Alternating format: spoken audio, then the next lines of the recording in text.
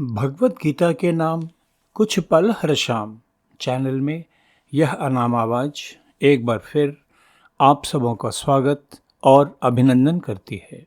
साथियों, जैसा कि आप सब जानते हैं, भगवत गीता में वर्णित बहुआयामी जीवनोपयोगी ज्ञान को जन जन तक और विशेष रूप से आज की युवा पीढ़ी तक पहुंचाने के लक्ष्य के प्रति समर्पित इस चैनल में क्रमबद्ध तरीके से प्रतिदिन भगवत गीता का एक श्लोक आप सबों के बीच प्रस्तुत किया जाता है, ताकि आप सबों में धीरे धीरे भगवत गीता के स्वाध्याय के प्रति रुचि उत्पन्न हो और आप सब भी इस अद्भुत ज्ञान को आत्मसात कर इस भाग दौड़ तथा झूठी चमक दमक भरी दुनिया में रहते हुए भी इससे अनासक्त रहकर अपने लौकिक तथा पारलौकिक जीवन को सहज तथा आनंदमय बना सकें।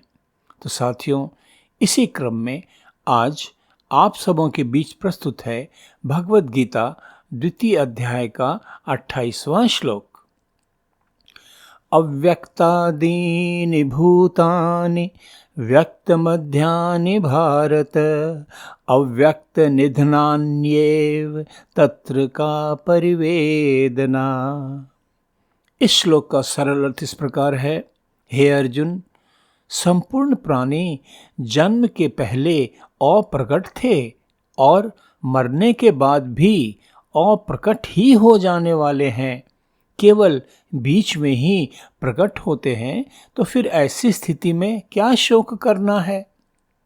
साथियों, आइए एक बार फिर इस परिदृश्य पर नजर डालते हैं। कौरवों तथा पांडवों की सेनाएं युद्ध के लिए व्यूहबद्ध होकर युद्ध के लिए तैयार खड़ी हैं। ऐसी स्थिति में अर्जुन दोनों सेनाओं के बीच खड़ा होकर जब अपने प्रिय पितामह भीष्म तथा अपने श्रद्धेय गुरु द्रोण को शत्रु पक्ष की ओर से युद्ध करने के लिए तैयार खड़ा देखता है, तो वह शोकाकुल तथा किंकर्तव्य विमूढ़ होकर युद्ध करने के प्रति अपनी असमर्थता प्रकट करता है और पूरी तरह भ्रमित होकर श्री कृष्ण को अपना गुरु मानते हुए उनसे इस स्थिति में मार्गदर्शन की याचना करता है।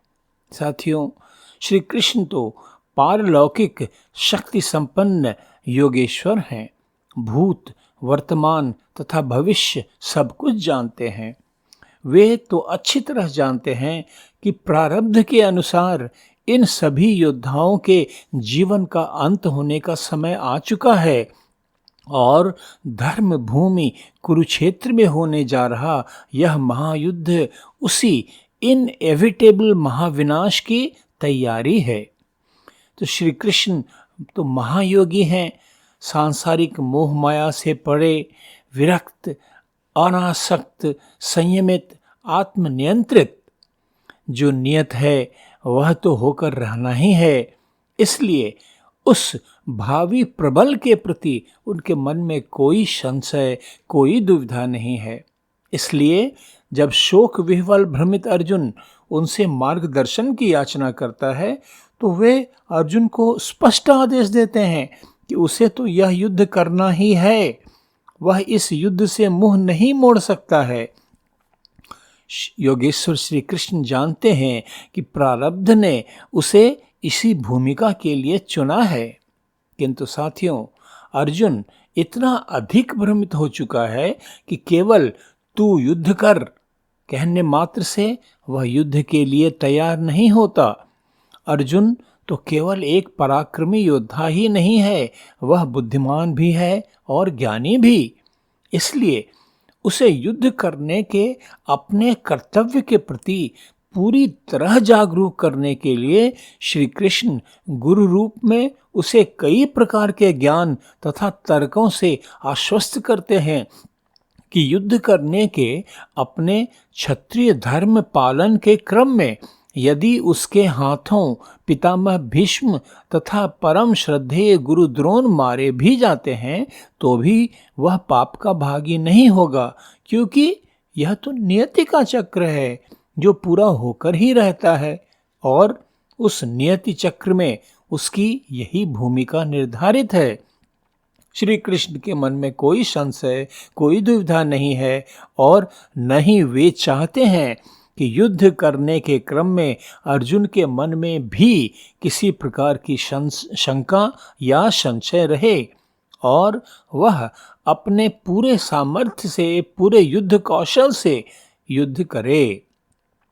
साथियों, पिछले कई श्लोकों में हम देखते आ रहे हैं कि श्री कृष्ण किस प्रकार अर्जुन को सांख्य योग के ज्ञान की बातें समझाकर युद्ध के प्रति उसके भ्रम को दूर करने का प्रयास कर रहे हैं। इसी क्रम में इस श्लोक में श्री कृष्ण अर्जुन को समझा रहे हैं कि यह व्यक्त शरीर धारण करने के पूर्व सभी जीवात्माएं तो अव्यक्त रूप में ही रहती हैं, उन्हें कोई देख नहीं पाता और मृत्यु के बाद जीवात्माएं तो फिर उसी अव्यक्त अदृश्य रूप में परिवर्तित हो जाती हैं। तो इस अवश्यंभावी नाटक में शोक करने जैसी तो कोई बात ही नहीं है। इसे तो दृष्टा रूप में ही देखा समझा जाना चाहिए और शांत निर्विकार भाव से प्रारब्ध द्वारा रचे गए इस नाटक में अपनी भूमिका निभाते चले जाना चाहिए। साथियों, हम साधारण जगजीवों को भगवत गीता के इस प्रसंग से यह सीखना चाहिए कि हम भी अपने जीवन के प्रति दार्शनिक भाव उत्पन्न करें। युवा अर्जुन सामर्थ्यवान होते हुए भी सांसारिक आसक्ति के कारण अपने कर्तव्य के प्रति भ्रमित हो रहा है। श्री कृष्ण द्वारा प्रदान किए गए दार्शनिक ज्ञान से ही अपने कर्तव्य के प्रति उसका भ्रम दूर होता है। तो साथियों, हम जग जीवों के जीवन में भी तो कई बार संशय और दुविधा की स्थितियां उत्पन्न होती रहती हैं और हम समझ नहीं पाते कि हमें क्या करना चाहिए। भगवत गीता के इस प्रसंग से हमें यह सीख मिलती है कि हमारे जीवन में भी जब विषम परिस्थितियां उत्पन्न हों तो हमें शांत संयमित रहकर बिना किसी दुविधा के अपने नियत कर्तव्य का पालन करना चाहिए। भगवत गीता के दिव्य उपदेश तो हमारा मार्गदर्शन सदा करते ही रहते हैं। हम सबको इस दिव्य ज्ञान को आत्मसात कर न केवल अपना जीवन बल्कि अपनों का जीवन भी दुविधा मुक्त, सरल, शांत और आनंदमय बनाने का प्रयास करना चाहिए। आज का एपिसोड अब यहीं समाप्त करते हैं। भगवत गीता द्वितीय अध्याय के 29वें श्लोक के अर्थ तथा व्याख्या के साथ कल फिर आप सबों के बीच उपस्थित होऊंगा। साथियों, धीरे धीरे किंतु लगातार बढ़ती जा रही सब्सक्राइबर्स की संख्या मुझे इस बात का संकेत दे रही है कि मेरी इस प्रस्तुति को आप सबों का प्यार मिलना शुरू हो गया है। इस प्रोत्साहन के लिए मैं आप सबों के प्रति हार्दिक आभार प्रकट करता हूँ। आप सबों का स्नेह ही तो मेरे लिए सबसे बड़ा पुरस्कार है। बारंबार धन्यवाद। नमस्कार।